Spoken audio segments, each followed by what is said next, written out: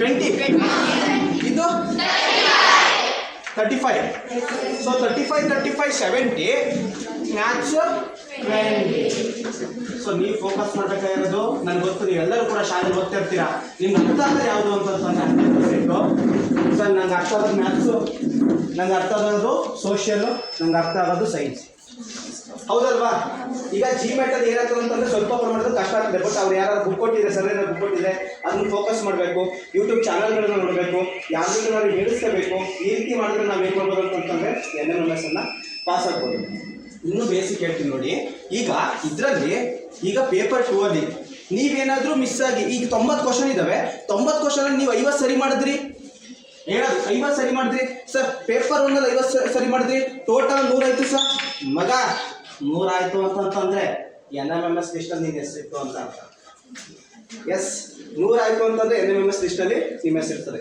ನೀವು ಅದಕ್ಕೆ 100 ಮಾತ್ರ ಮಾಡಬೇಡಿ, 100ಕ್ಕಿಂತ ಜಾಸ್ತಿ ಟ್ರೈ ಮಾಡಬೇಕು. ನೀವು 100ಕ್ಕಿಂತ ಜಾಸ್ತಿ ಟ್ರೈ ಮಾಡಬೇಕು. ಕ್ಯಾಟಗರಿ ವೈಸ್ ಕೂಡ ಬರ್ತಾರೆ, SC ST OBC ಜನರಲ್ ಅಂತ ಈ ಥರ ಎಲ್ಲ ಬರ್ತಾರೆ. ಎಷ್ಟೇ ಬಿಡಲಿ ಎಲ್ಲರೂ ಕೂಡ ಕಂಪಲ್ಸರಿ ನೀವು ಎಷ್ಟು ಟಾರ್ಗೆಟ್ ಇಟ್ಕೋಬೇಕು ಅಂತಂದರೆ ಮಿನಿಮಮ್ 120 ಇಟ್ಕೋಬೇಕು. ಮಿನಿಮಮ್ 120 ಇಟ್ಕೊಂಡ್ರೆ ಏನು ಮಾಡ್ಬೋದು ಅಂತಂದರೆ NMMS ಎಕ್ಸಾಮನ್ನು ನಾವು ಪಾಸ್ ಆಗ್ಬೋದು. ಸೊ ಈಗ ಇಷ್ಟು ಇನ್ಫಾರ್ಮೇಷನ್ ಅರ್ಥ ಆಗಿದೆ ಅಲ್ವಾ? ಈಗ ನನ್ನ ಸಬ್ಜೆಕ್ಟ್ ಯಾವುದು ಅಂತ ಹೇಳಿದ್ರು ಸರ್?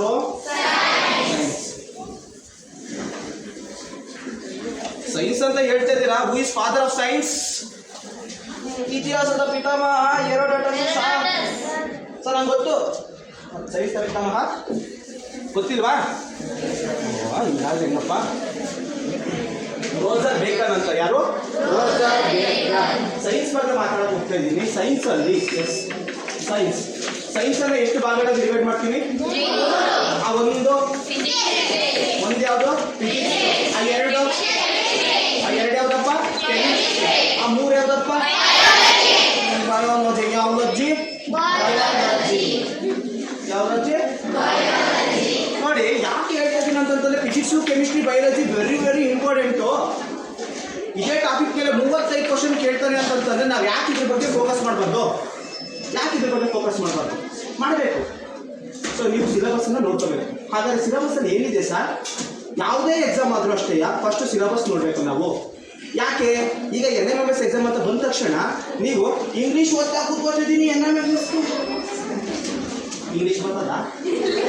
ಬಟ್ ನಿಮ್ಗೆ ಎಕ್ಸಾಮು ಬರ್ತದೆ. ಸ್ಕೂಲಲ್ಲಿರೋ ಎಕ್ಸಾಮ್ಗೆ NMMS ಅಂತ ಬಂದಾಗ ಇಂಗ್ಲೀಷ್ ತಗೊಂಡ್ರು ಬರಲ್ಲ, ಇಂಗ್ಲೀಷ್ ತಗೊಂಡು ಬರ್ತದ ಬರಲ್ಲ. ಸೊ ಏನು ಓದಬೇಕನ್ನೋದು ಮುಖ್ಯ, ಏನು ಓದೋದ್ರಲ್ಲಿ ಬಿಡ್ಬೇಕನ್ನೋದು ಕೂಡ ಮುಖ್ಯ. ಇಂಗ್ಲೀಷ್ ಓದಿದ್ರು ಕೂಡ NMMS ಪಾಸ್ ಆಗ್ಬಿಡ್ತೀವಿ, ಹಿಂದಿನ ಓದ್ಕೊಳ್ಳೋಣ ಅಂತ ನೋ. ಅವ್ರು ಏನೇನು ಸಿಲೆಬಸ್ ಹೇಳೋರು ಅದನ್ನೇ ನೋಡಬೇಕು. ಅದರಲ್ಲಿ GMAT ಒಂದು ಹೇಳ್ಕೊಟ್ಟಿದ್ದಾರೆ. ನಾನು ಈಗ ನಮ್ಮ ಸಬ್ಜೆಕ್ಟಲ್ಲಿ ಸೈನ್ಸಲ್ಲಿ ಬರ್ತಾ ಇದ್ದೀನಿ. Physics very very important. ಈ 3ಕ್ಕೂ ಕೂಡ ಏನು ಮಾಡ್ತಾರೆ ಅಂತಂತಂದರೆ ಈ 3ಕ್ಕೂ ವೇಟೇಜ್ ಎಲ್ಲ ಇರ್ತಾರೆ. ಸೊ ಫಿಸಿಕ್ಸಲ್ಲಿ ಇಷ್ಟು ಪ್ರಶ್ನೆಗಳು, ಕೆಮಿಸ್ಟ್ರಿ ಇಷ್ಟು ಪ್ರಶ್ನೆಗಳು, ಬಯಾಲಜಿ ಇಷ್ಟು ಪ್ರಶ್ನೆಗಳು ಅಂತ ಏನು ಮಾಡ್ತಾರೆ ಅಂತಂತಂದರೆ ಇರ್ತಾರೆ. ನೋಡಬೇಕು, ನೋಡಬೇಕು. ಲಾಸ್ಟಲ್ಲಿ ಇದ್ದೀರಲ್ಲ, ನೋಡಿ ಅರ್ಥ ಆಗ್ತಿದೆಯಾ? Physics, chemistry, biology. ಸೊ ಹಾಗಾದರೆ ಯಾವ್ಯಾವ ಪ್ರಶ್ನೆಗಳು ಕೇಳ್ತಾರೆ ಸರ್? ಯಾವ್ಯಾವ ಚಾಪ್ಟರ್ ಕೇಳ್ತಾರೆ ಸರ್? ನಿಜವಾಗ್ಲೂ ಹೇಳ್ತೀನಿ, ನೀವು ನಿಜವಾಗ್ಲೂ ಬುದ್ಧಿವಂತರು, ನೀವೆಲ್ಲರೂ ಬುದ್ಧಿವಂತರು. ನೀವು ಬುದ್ಧಿವಂತರಾಗಿರೋದಕ್ಕೆ ಇಲ್ಲಿಗೆ ಬಂದಿರೋದು, ಇದೇ ಸತ್ಯ. ಬುದ್ಧಿವಂತರಾಗಿರೋದಕ್ಕೆ ಬಂದಿರೋದು. ಹಾಗಾದ್ರೆ ನಾನು ಏನು ಓದ್ಕೋಬೇಕು? 7ನೇ ಕ್ಲಾಸು 8ನೇ ಕ್ಲಾಸು 7ನೇ ಕ್ಲಾಸು 8ನೇ ಕ್ಲಾಸು ನಾನು ಏನು ಓದ್ತೀನಿ ಅಂತಂದರೆ ಸೈನ್ಸ್ ಓದ್ತೀನಿ ಸರ್. ಎಸ್. ಎಷ್ಟನೇ ಕ್ಲಾಸು ಓದಬೇಕು? 7ನೇ ಕ್ಲಾಸು 7ನೇ ಕ್ಲಾಸಲ್ಲಿ ಎಲ್ಲ ಚಾಪ್ಟರ್ ಓದ್ಬೇಕು. 8ನೇ ಕ್ಲಾಸ್ಗೂ ಅಷ್ಟೇ, 8ನೇ ಕ್ಲಾಸ್ಗೂ ಎಲ್ಲ ಚಾಪ್ಟರ್ ಓದ್ಕೋಬೇಕು. ಮಿಸ್ ಮಾಡೋಂಗಿಲ್ಲ. ಒಂದು ಚಾಪ್ಟರ್ ಮಿಸ್ ಮಾಡಿದ್ರು ನಿಮ್ಗೆ 1 ಮಾರ್ಕ್ಸ್ ಹೋಯ್ತು ಅಂತ. ಯಾಕೆ ಹೇಳ್ತಾ ಇದ್ದೀನಿ ಗೊತ್ತಾ? ನಿಜವಾಗ್ಲೂ ಹೇಳ್ತಾ ಇದ್ದೀನಿ. 35 ಕ್ವಶನ್ ಅಂತ ಹೇಳಿದ್ರಲ್ಲ, ನಿಜವಾಗ್ಲೂ ಕೂಡ ನಮ್ಮ ಸೈನ್ಸಲ್ಲಿ ಎಷ್ಟು ಸಬ್ಜೆಕ್ಟ್ ಐತೆ, ಎಷ್ಟು ಚಾಪ್ಟರ್ಗಳಿದಾವೆ ಅಂತಂದರೆ 35 ಚಾಪ್ಟರೇ ಇದ್ದಾವೆ ಕಣವ. 35 ಚಾಪ್ಟರ್ ಇದ್ದಾವೆ. 35 ಚಾಪ್ಟರ್ನ ಓದ್ಕೊಂಡ್ರೆ 35 ಮಾರ್ಕ್ಸು ಆಟೋಮೆಟಿಕ್ ಬಂದ್ಬಿಡ್ತದೆ. 7ನೇ ಕ್ಲಾಸು ನೀವೆಲ್ಲರೂ ಚೆನ್ನಾಗಿ ಕುಡಿದ್ಬಿಟ್ಟಿದ್ದೀರಾ, ನನಗೆ ಗೊತ್ತು. ಹೌದಲ್ವಾ?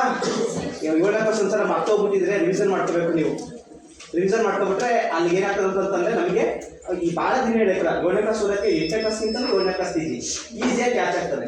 ಅದಕ್ಕಂತ ಒಂದು ವಾರ ಸೈನ್ಸಿಗಂತಲೇ 7ನೇ ಕ್ಲಾಸ್ ಪಾರ್ಟ್ 1 ಪಾರ್ಟ್ 2 ತಗೊಂಡು ಒಂದು ವಾರ ಏನು ಮಾಡಬೇಕು ಅಂತಂತಂದರೆ ನೀವು ಓದ್ಕೋಬೇಕು.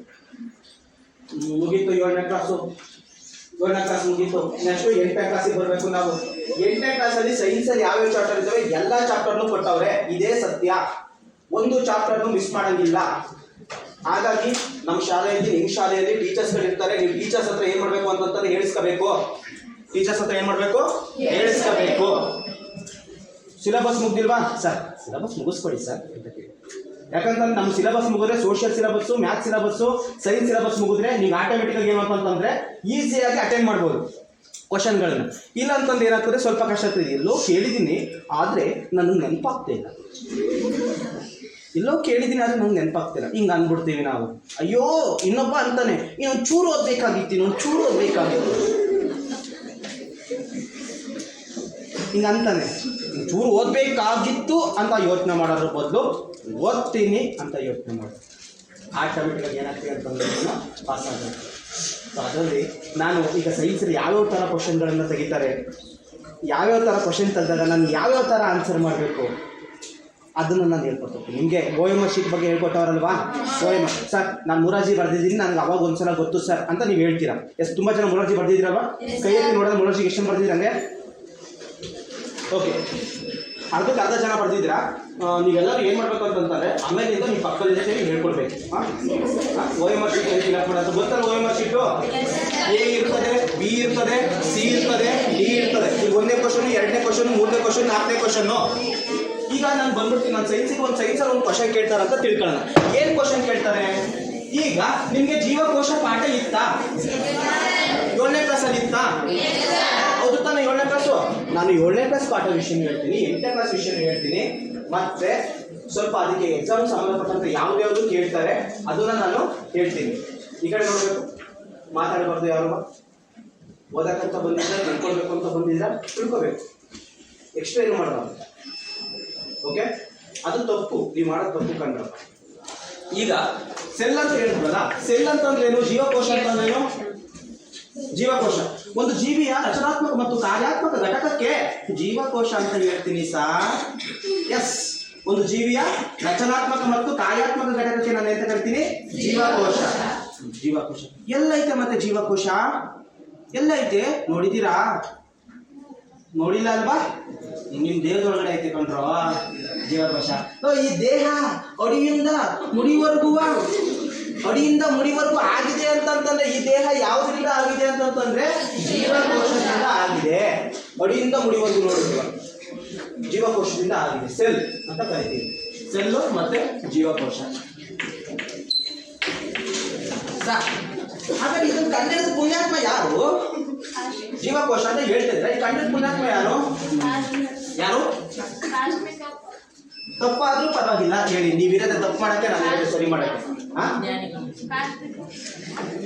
ಹೇಳುವ ಅಲ್ಲ,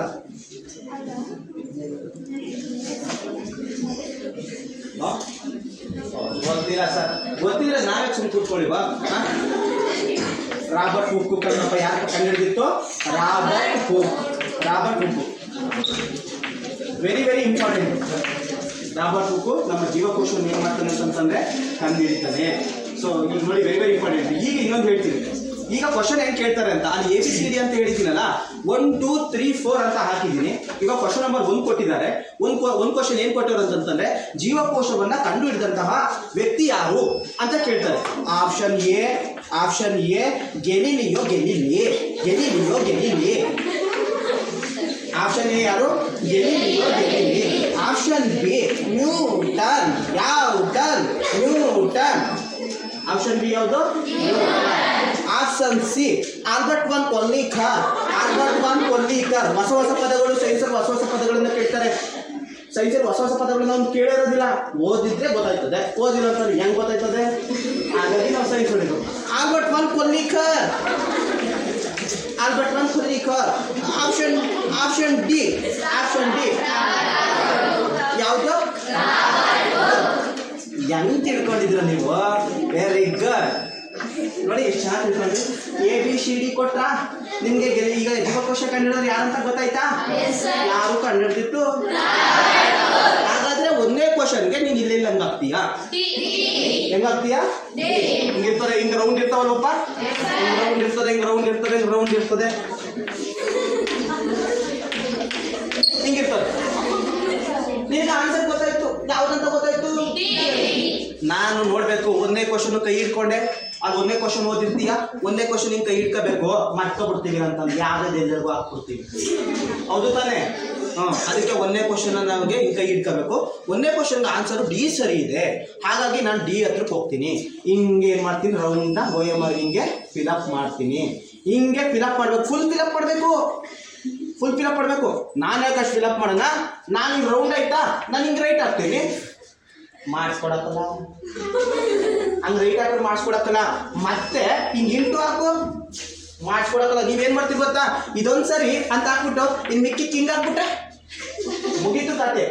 ಹಂಗೂ ಹಾಕಂಗಿಲ್ಲ. ಮತ್ತೆ ಸರ್ OMR ಸರ್ ನಾನು ಅರ್ಧ ಫಿಲಪ್ ಮಾಡ್ತೀನಿ, ಇನ್ನು ಅರ್ಧ ಅವರಿಗೆ ಬಿಡ್ತೀನಿ, ಮಾಡಬೇಡಿ. ಮಿಸ್ ಆಗಿ ಏನಾದ್ರು ಇನ್ನು ಅರ್ಧ ಅವ್ರಿಗೆ ಬಿಟ್ರೆ ನೀವು ಮಾಡಿಸ್ಬರತ್ತೆ, ಯಾವುದೇ ಕಾರಣಕ್ಕೂ ಬರಲ್ಲ. ನೋಡಿ ಹಿಂಗೆ ಇಂಟೂನು ಹಾಕ್ಬಾರ್ದು. ಇದು ಹೇಳ್ಕೊಟ್ರಲ್ವ sir? ಹೇಳ್ಕೊಟ್ಟಿಲ್ಲ? ಹೇಳ್ಕೊಟ್ರಾ?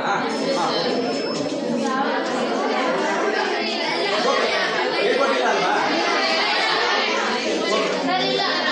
Okay okay okay okay ದಯವಿಟ್ಟು ಮಾಡೋದು ಬೇಡ, ದಯವಿಟ್ಟು ಮಾಡೋದು ಬೇಡ.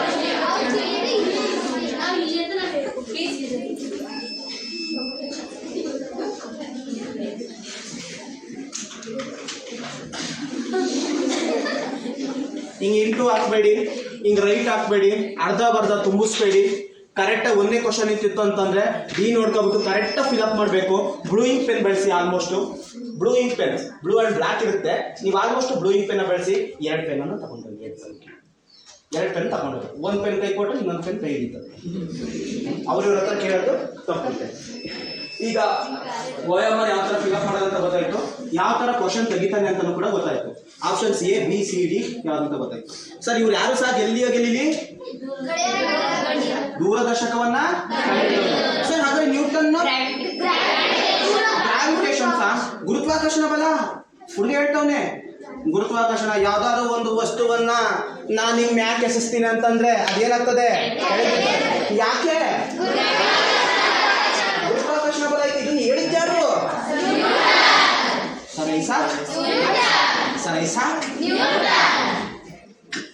ಮಗ. ಇದ್ಯಾರು ಮಗ? ಕೊಲ್ಲಿಕರು. ಮತ್ತೆ ನಮಗೆ ಕೊಳ್ಳಿ ಹೇಳೋ ಮಾತ್ರ ಗೊತ್ತು, ಕೊಲ್ಲಿಕರ್ ಗೊತ್ತಿಲ್ಲ. ಕೊಳ್ಳಿದೇವ ಗೊತ್ತು ನನಗೆ, ಕೊಲ್ಲಿಕರ್ ಗೊತ್ತಿಲ್ಲ. ಕೊಲ್ಲಿಕರ್ ಯಾರು? ಮೈಟೋಕಾಂಡ್ರಿಯವನ್ನ ಕಂಡುಹಿಡಿತಾರೆ. ಏನನ್ನ ಕಂಡುಹಿಡಿತಾರೆ ಕೊಲ್ಲಿಕರು? ಮೈಟೋಕಾಂಡ್ರಿಯಾ.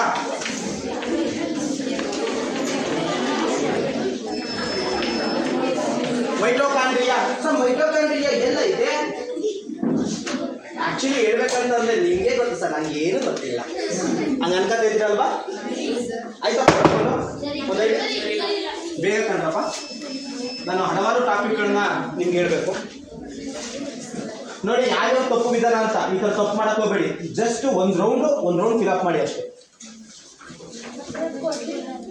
ಏನವ ಏನ್ ಗೊತ್ತಾ, ಇದು ಈ ಟೈಪಲ್ಲಿ ಕ್ವಶನ್ ಕೇಳ್ತಾರೆ ಅಂತ, ಇದೇ ಕ್ವಶನ್ ಕೇಳ್ತಾರೆ ಅಂತ ಹೇಳ್ತೇನೆ. ಹೆಂಗ್ ಬೇಕಾದ್ರೂ ಕೇಳ್ಬೋದು ಕ್ವಶನ್, ಬಟ್ ಡೀಪಾಗಿ ಸ್ಟಡಿ ಮಾಡಿರ್ಬೇಕು ನೀವು ಸೈನ್ಸ್ನ. ಡೀಪಾಗಿ ಸ್ಟಡಿ ಮಾಡಬೇಕು.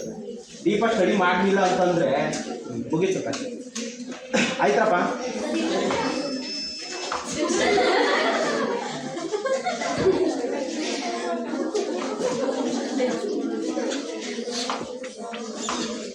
ನಿಮ್ಮ ಸೈನ್ಸಲ್ಲಿ ನಾನು ಸ್ವಲ್ಪ ಹಂಗೆ ಸಿಂಪಲ್ ಹೇಳ್ತಾ ಹೋಗ್ತೀನಿ.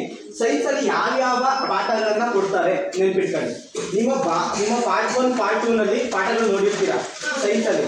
ಅದನ್ನ ಬಿಟ್ಬಿಟ್ಟು ಮಿಕ್ಕಿ ಯಾವ್ದು ಹೇಳ್ತೀನಿ ಅದನ್ನ ಬರ್ಕೊಳ್ಳಿ. 7ನೇ ಕ್ಲಾಸಲ್ಲಿ ನೀವು ಯಾವ್ದು ಓದಿಲ್ಲ ಅದನ್ನ ಬರ್ಕೊಳ್ಳಿ. 7ನೇ ಕ್ಲಾಸಲ್ಲಿ ನೀವು ಯಾವ್ದು ಓದಿರೋದಿಲ್ಲ, ನೀವು ಯಾವ ಪಾಠ ಕಲಿಬೇಕು, ಯಾವ ಪಾಠ ಇಲ್ಲ ಅನ್ನೋದನ್ನ ಮಾತ್ರ ಬರ್ಕೊಳ್ಳಿ. ನೋಡಿ, ಒಂದು ಬೆಳೆ ಉತ್ಪಾದನೆ ಮತ್ತು ನಿರ್ವಹಣೆ ಆಗಿದೆ, 8ನೇ ಕ್ಲಾಸ್ ಇದು. ಅದಾದ್ಮೇಲೆ it means crop production and management. Second ಒಂದು ಸೂಕ್ಷ್ಮ ಜೀವಿಗಳು ಮಿತ್ರ ಮತ್ತು ಶತ್ರು, micro organism friend and fight. Next ಅಲ್ಲ ನಿಮ್ಮ ಪುಸ್ತಕದಲ್ಲಿದೆ, ನಿಮ್ಮ 8ನೇ ಕ್ಲಾಸ್ ಪುಸ್ತಕದಲ್ಲಿ ಭಾಗ 1ರಲ್ಲಿದೆ. ಹಾಗಾಗಿ ನೀವು ಬರ್ಕೊಳ್ಳೋ ಅಗತ್ಯತೆ ಇಲ್ಲ. ಯಾವ ಪಾಠ ಇಲ್ಲ ಅದು ಮಾತ್ರ ಬರ್ಕೊಳ್ಳಿ. ನೆಕ್ಸ್ಟು ಸಂಶ್ಲೇಷಿತ ನೂಲು ಮತ್ತು ಪ್ಲಾಸ್ಟಿಕ್ಗಳು ಇದಿಲ್ಲ ಅಲ್ವಾ, ಬರ್ಕೊಳ್ಳಿ. ಸಿಂಥೆಟಿಕ್ ಫೈಬರ್ಸ್ ಅಂಡ್ ಪ್ಲಾಸ್ಟಿಕ್ ಅಂತ ಇಂಗ್ಲಿಷಲ್ಲಿ ಸಿಂಥೆಟಿಕ್ ಫೈಬರ್ ಅಂಡ್ ಪ್ಲಾಸ್ಟಿಕ್ ಬರೇನಾ? ಬರೇ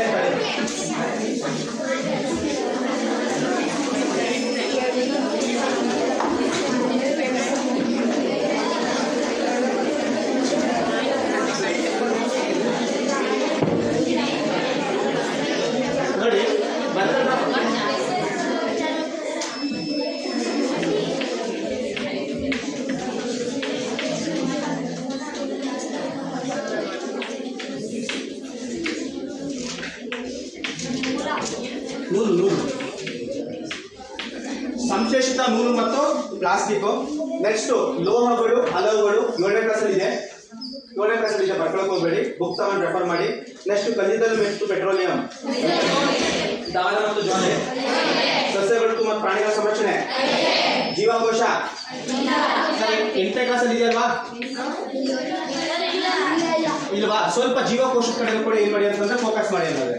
ನೆಕ್ಸ್ಟ್ ಪ್ರಾಣಿಗಳಲ್ಲಿ ಸಂತಾನೋತ್ಪತ್ತಿ, ಹದಿಹರೆಯಕ್ಕೆ ಪ್ರವೇಶ, ಬಲ ಮತ್ತು ಒತ್ತಡ, ಘರ್ಷಣೆ, ಶಬ್ದ, ವಿದ್ಯುತ್ ಪ್ರವಾಹದ ಕಾಂತೀಯ ಪರಿಣಾಮಗಳು, ನೈಸರ್ಗಿಕ ವಿದ್ಯಮಾನಗಳು, ಬೆಳಕು, ನಕ್ಷತ್ರಗಳು ಮತ್ತು ಸೌರಮಂಡಲ. ಬರ್ಕೊಳ್ಳಿ ಮತ್ತೆ.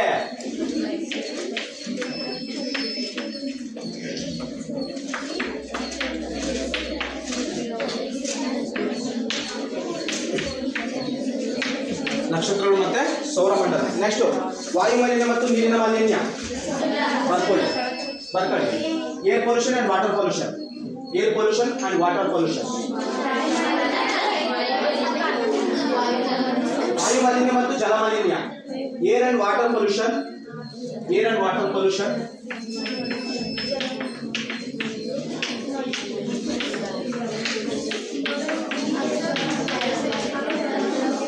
ನೆಕ್ಸ್ಟ್ 7ನೇ ಕ್ಲಾಸಿಗೆ ಬಂದ್ಬಿಡ್ತೀನಿ. ಇವೆಲ್ಲವೂ ಕೂಡ 8ನೇ ಕ್ಲಾಸಿಗೆ ಸಂಬಂಧಪಟ್ಟಿರುವಂಥದ್ದು. 7ನೇ ಕ್ಲಾಸಲ್ಲಿ ಯಾವ್ಯಾವ ಕೇಳ್ತಾರೆ ಅಂತಂದ್ರೆ ಸಸ್ಯಗಳಲ್ಲಿ ಪೋಷಣೆ ಅದಿದೆ, ಪ್ರಾಣಿಗಳಲ್ಲಿ ಪೋಷಣೆ ಓದುವಿರ, ಉಷ್ಣ, ಆಮ್ಲಗಳು, ಪ್ರತ್ಯಾಮ್ಲಗಳು, ಲವಣಗಳು, ಭೌತ ಮತ್ತು ರಾಸಾಯನಿಕ ಬದಲಾವಣೆಗಳು, ಮೀನುಗಳಲ್ಲಿ ಉಸಿರಾಟ, ಎಳೆಯಿಂದ ಬಟ್ಟೆ, ಹವಾಮಾನ, ವಾಯುಗುಣ ಮತ್ತು ವಾಯುಗುಣಕ್ಕೆ ಪ್ರಾಣಿಗಳ ಹೊಂದಾಣಿಕೆ ಇಲ್ವಾ? 7ನೇ ಕ್ಲಾಸಲ್ಲಿ ಇಲ್ಲ?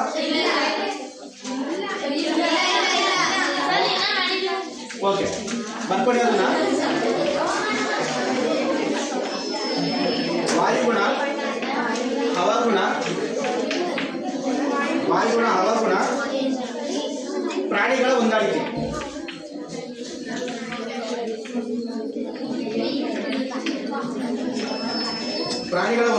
ನೆಕ್ಸ್ಟ್ ಮಾರುತಗಳು, ಬಿರುಗಾಳಿಗಳು, ಚಂಡಮಾರುತಗಳು ಇಲ್ವಾ? ಬರ್ಕೊಳ್ಳಿ.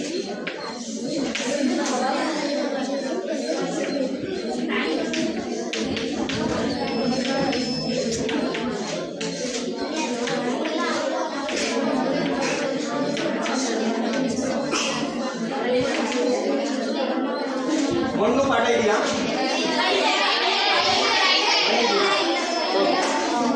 ನೆಕ್ಸ್ಟ್ ಸಸ್ಯ ಮತ್ತು ಪ್ರಾಣಿಗಳಲ್ಲಿ ಸಾಗಾಣಿಕೆ, ಸಸ್ಯಗಳಲ್ಲಿ ಸಂತಾನೋತ್ಪತ್ತಿ, ಚಲನೆ ಮತ್ತು ಸಮಯ, ವಿದ್ಯುತ್ ಶಕ್ತಿ, ಬೆಳಕು, ಅರಣ್ಯಗಳು ನಮ್ಮ ಜೀವನಾಡಿ, ತ್ಯಾಜ್ಯ ನೀರಿನ ಕತೆ. ಇಷ್ಟೆಲ್ಲ ಇರ್ಬೇಕಾದ್ರೆ ಇಷ್ಟೇ ಸಿಲೆಬಸ್ ಇರೋ ಸೈನ್ಸ್ ಅಲ್ಲಿ ನೋಡಿ 35 ಚಾಪ್ಟರ್ ಇದಾವೆ.